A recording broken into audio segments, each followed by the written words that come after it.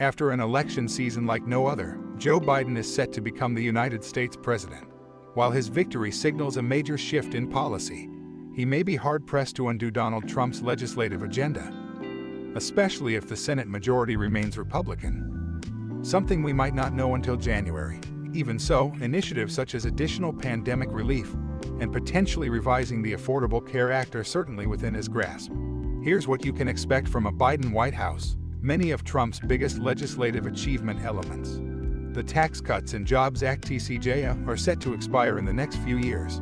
To name two, the Research and Development Tax Credit, which requires businesses to amortize expenses over 5 years rather than immediately, as is the current case, and the full expensing for short-term business investments will begin phasing out. Many of these expiring provisions run contrary to what Biden is trying to accomplish, so there's a good chance he'll let them sunset.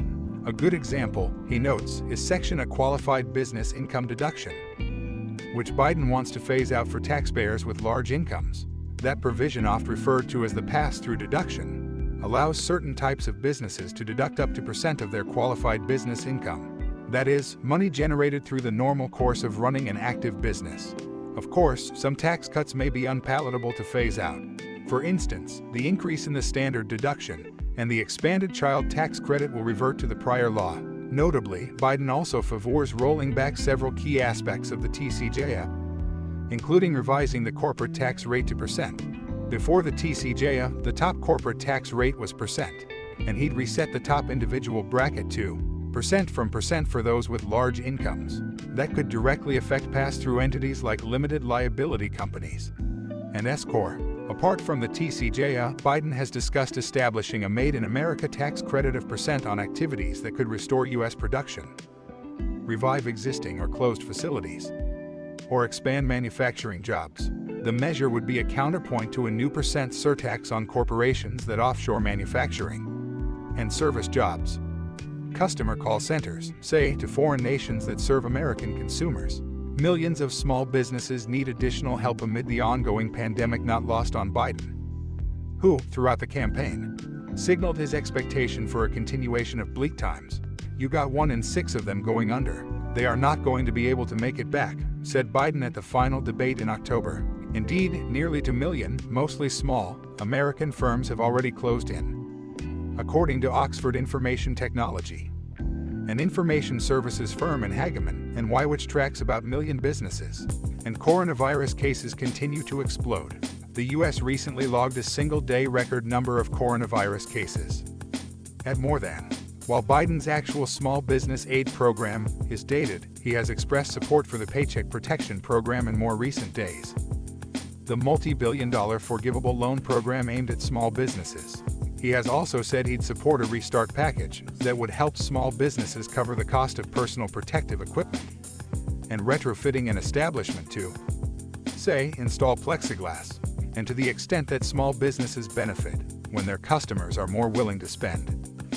Biden says he would favor enhanced student loan forgiveness and unemployment benefits, along with another batch of stimulus checks for American families.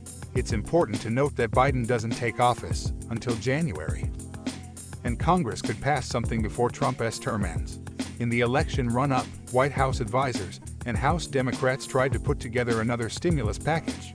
That's not likely to happen, says Dean Baker, a senior economist at the Nonpartisan Center for Economic and Policy Research in Washington, D.C. A Biden White House will face continued resistance to stimulus efforts from Senate Republicans, who may try to burn any bipartisan bridges.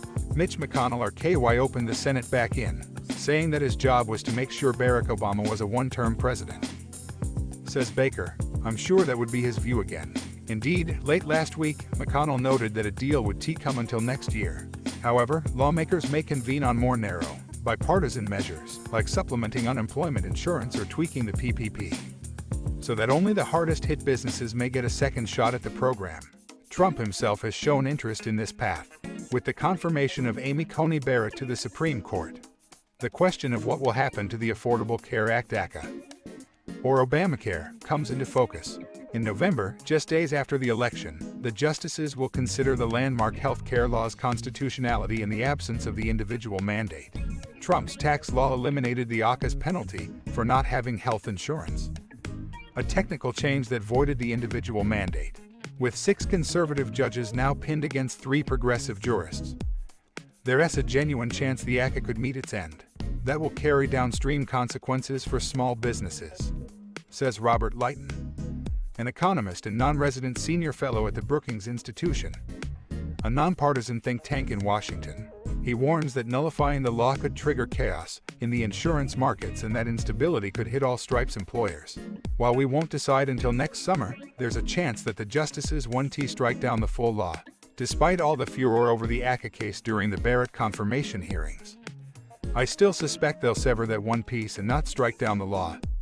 Leighton says, beyond the ACA, Biden has proposed tamping down on prescription drug prices and expanding the eligibility age for Medicare to age from. He further proposed a government-administered insurance program or a public option to compete with private insurers.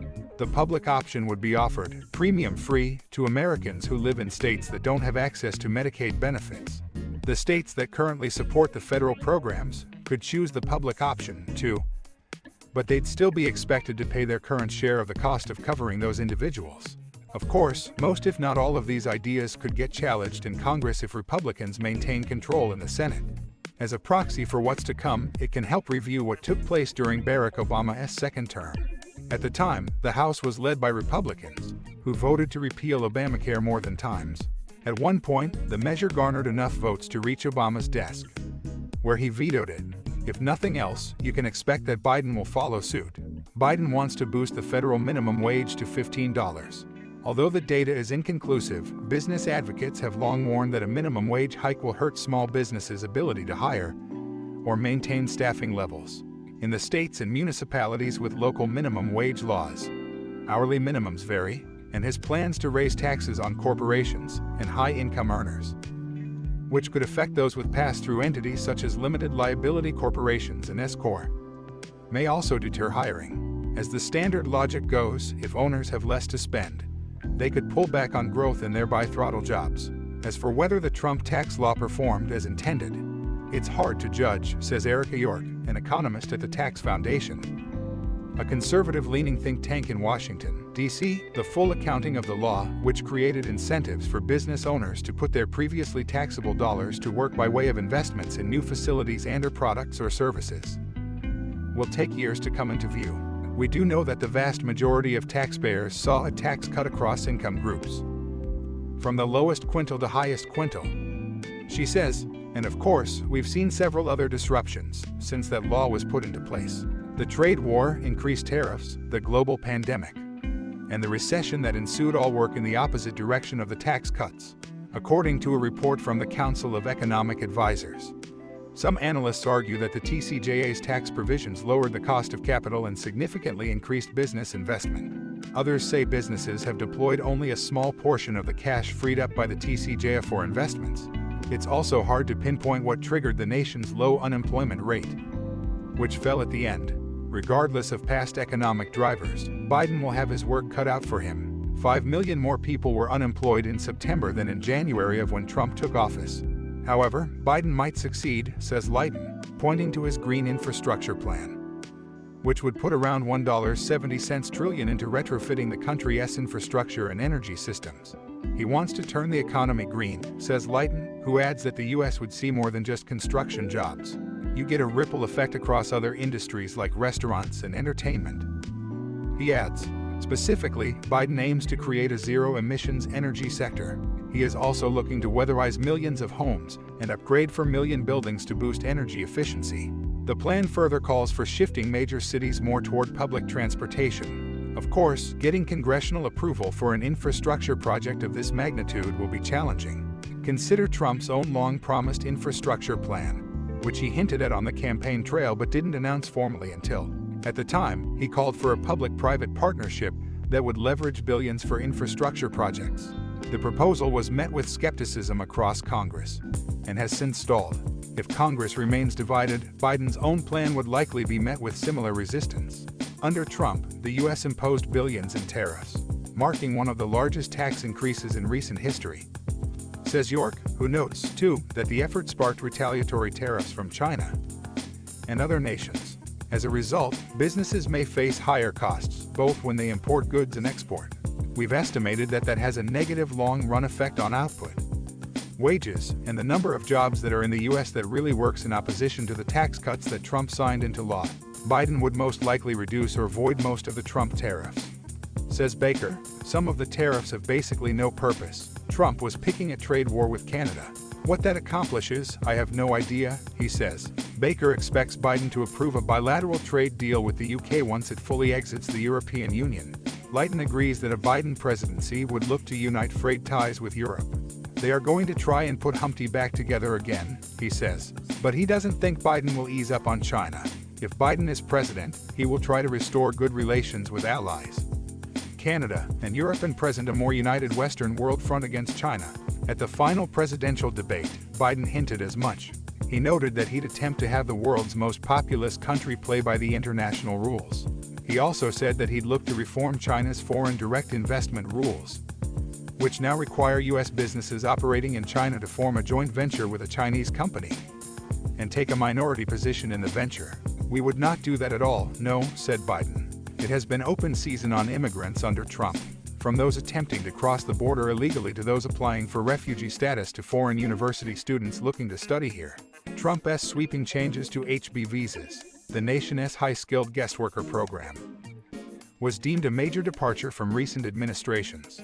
In October, the White House announced a series of rule changes that stand to make hiring foreign workers more difficult and more expensive for U.S. employers. Still, it isn't clear Biden disapproves of the HB visa program reforms. Indeed, as president, he might go even further. I think he'd look to improve conditions for people coming on HBs, says Baker. For instance, Biden could ease job mobility for HB workers who can switch jobs, but the new employer must file a new visa application, which can take months and may not get approved. At the very least, you can expect that Biden will uphold the executive orders relating to immigration that President Obama pushed through. That includes the Deferred Action for Childhood Arrival Program, or DACA, which allows a small undocumented people to work for American companies legally. Baker points out that Biden could open the door to providing a clear path to citizenship for these people. But depending on the makeup of Congress, that might need to wait until his second term, should he get one. Thank you for watching our free video. If you liked it, make sure to click the like button for more videos in the future.